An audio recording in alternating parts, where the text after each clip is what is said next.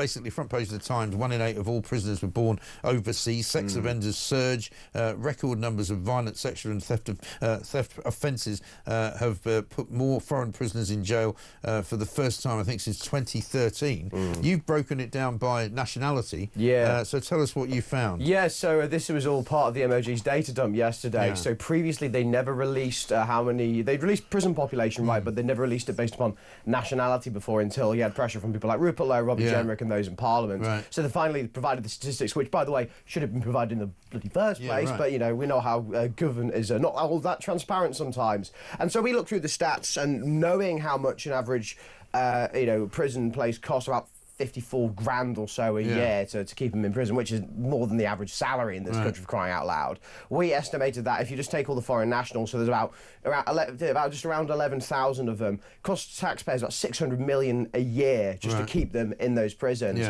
And top ones were Albanians, they're costing around 64 million a year. Polish prisoners, they're costing around 40 million a year. Romanians are costing 38 million a year. I could go on and on and on. But quite frankly, these are not small bits of change, Mike, and also, like, why on earth are these people here in the first place? They've lost their, you know, from my point of view, they've lost their right to be in this country, and they should get sent back to their countries of origin, effective immediately. And many of them, as we know from the prison population that we have here, will have committed a lot of crimes before they've actually gone into prison. Because it's estimated, I think, that you commit something like 30 to 35 crimes before you get anywhere near any kind of custodial sentence, right? So, I mean, these people are obviously recidivists, and the point is that I keep asking the question, nobody seems to know the answer to it. Why can't we just send them back? We don't need... People go, oh, you need to have an agreement with the country to send them back. Well, really? Do you? How about you just put them all... I mean, you've got 759 Polish prisoners, right? I would say you could get them all onto, what, you know, 100 buses? You know, just bus them back to Poland, put them, get them over the border and say, off you go, and make your own way to Krakow, mate. And thanks very much indeed. Yeah, totally. And the problem is, over the last few years, deporting of foreign nationals has actually been on a sort of record low. I mean, back in the early 2010s, we were deporting close to 13,000, 14,000 foreign criminals a year, right? That could get rid of the entirety of the foreign criminal population in one fell swoop, and actually you still have a little bit of room on the plane left over. Also, the problem they always whinge about is the cost. They go, oh, it'll cost too much to get rid of them. Actually, you know, and this is from The Guardian, believe it or not, they estimated a few years ago it cost about 13, 14 grand to get rid of an individual foreign prisoner.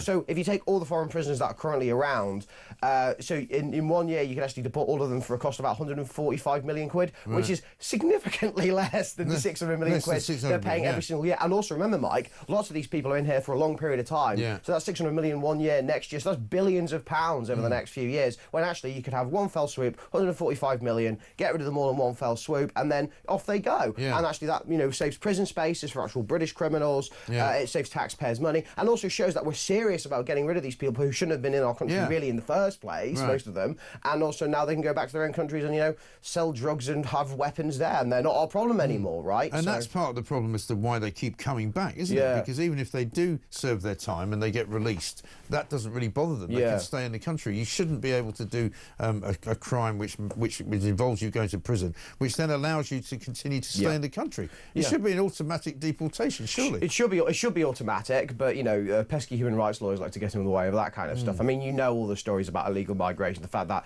illegal migrants are able to stay because, you know, they don't have any friends back in their home country, or they, you know, they don't like the kind of food they have in their home country. You know, pesky human rights lawyers get in the way of this all the time, and activist judges get in the way all the time. But look, you know, the British people demand answers, they demand action on this issue, and, you know, the Home Secretary, Yvette Cooper, likes to talk a lot of tough talk. She says, oh yes, we're doing this, we're doing that, but actually if you look at the numbers, foreign deportations are still down in compared to historic levels, and quite frankly you need to be getting up back to like early 2010 levels, which, by the way, the whole argument of, oh, you know, we need agreements with foreign countries.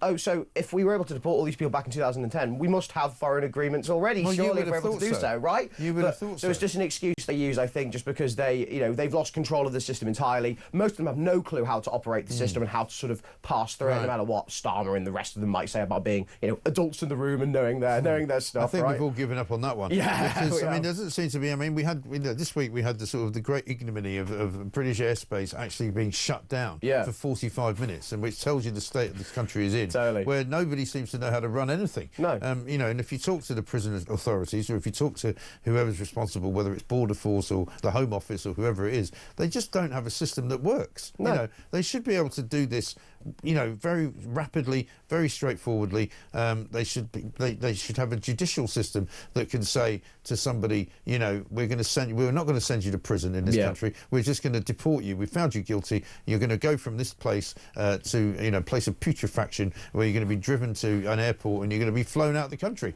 Simple. The end. Yeah, exactly. You know? And whatever happens to them when they get to the other side, we don't really care. Yeah, I don't care if some Albanian doesn't serve any time in a prison in Albania, so what? As long as he doesn't come back here. Yeah, as long as he's not dealing drugs to kids here in our country, right? That's all that matters. Right. Because the argument people use as well is that, oh, well, don't you want them to serve time in, you know, your own country? And it's like, well, I don't think it's right that they're, you know, given bed and board by the British taxpayer when they've actually just come over here and made British taxpayers' lives completely miserable via knife crime, drug dealing, sexual offences. I mean, you've seen the rate of sexual offences, how they've jumped up over the last few years. Why on earth do we want them in our prisons, which, by the way, afterwards, they're very unlikely to be deported, so they just come out and do it all over again, and then you have to go back in, and then they cost more, and it's just a complete mess of a system. And to be honest with you, as we did back in the early 2010s, where actually we did get rid of people, that system is completely pressed, because you're completely right, nothing in this country works anymore, and this is just another symptom of a betrayed and a broken British people. It's just depressing. It is really bad. Margaret in Yorkshire says, Mike, regarding the illegal immigrants, what I do not understand is why do they have more access to the human rights and access to legal aid than the UK citizens do? And that's the point, isn't it? Because we keep hearing from human rights lawyers that, you know, these guys have got their rights, they must get legal aid, they must have representation in the court, you know, but there's nobody kind of looking out for our human rights or for what happens to neighbourhoods that we live in that are invaded by all these people. Yeah, totally. I mean, obviously you've heard the term two-tier justice before, but we at the TB are starting to like a new term called the two-tier state, where effectively it's, you know, it's people who work hard, people who pay their taxes, people who, you know, do the right thing, who are essentially left by the wayside, and yet the state seems to cater for foreign criminals, illegal migrants, give them access to healthcare, dentistry, you know, freebies. I'm sure you've seen all the freebie stuff coming out of Guido Fawkes recently regarding illegal migrants, them getting 50% off line bikes, 50% off street parties. I mean, why are illegal immigrants being given the right to host street parties? Clubs as well. Yeah, gym clubs Richmond. as well. Yeah, so you know, it feels like there's a system out there which is not working for ordinary hard-working taxpayers, but is working for people who, one, shouldn't be here in the first place, or two, people who are here break the rules consistently and just get away with it because, you know, we're a soft touch, Mike. Yeah, I know. It really is appalling, ridiculous. But listen, we're stuck with it. We just have to try and make sure that we put pressure enough on the Starmer government to do something, because they must know that there's going to be huge. I mean, there's going to be huge demonstrations. I keep saying this weekend in all sorts of parts of Britain. You know, from Epping, you know, to Aldershot. I keep mentioning the places. You know, Hoylake up in Merseyside, in Norwich. There's problems down in. I think there's 2 demonstrations going on in London. There's a Copthorne Hotel in the centre of the city. Near Clerkenwell, and then there's of course Canary Wharf. You know, there's going to be loads and loads of people out and about complaining about the migrant problem and complaining about foreign criminals. And yet the government seems to be oblivious and says nothing about it. Yeah, or they just don't care. It's beyond depressing. The fact that people, like, you saw the stuff in Epping, it wasn't like, you know, the so-called far right coming out. It was mothers and grandmothers and ordinary people who are worried about the safety of their kids and annoyed by the fact that they get up every single morning at like 5, 6 a.m. And yet the illegal migrants are living in pretty decent luxury just down the road from them when they can't afford basic necessities in their own homes. So yeah, and well, they're trying to ban some of this stuff, of course, Mike, with the new Online Safety Act. I mean, I'm sure you've seen the amount of videos that you could usually get online on Twitter, but now you can't. So they're banning videos of those protests just so that they can sort of try and put it away so people can't see them. But look, people are angry out there, and actually rightly so, because, you know, whatever you may think of, you know, the Rwanda deterrent and things like that, you know, at least that was sort of maybe a step forward in the correct direction, even though I think it was slightly a bit of a gimmick. But the Labour Party and the current government seem to have absolutely no plan to deal with this problem apart from saying, stop the boats, we're going to get tough on illegal migration, and, you know, we're going to, you know, start moving these people into private rented accommodation, which is essentially going to nationalise housing, meaning more people can't get on the housing ladder. I know, absolutely shocking. William, good to see you. William Yarwood, spokesperson for the Taxpayers Alliance.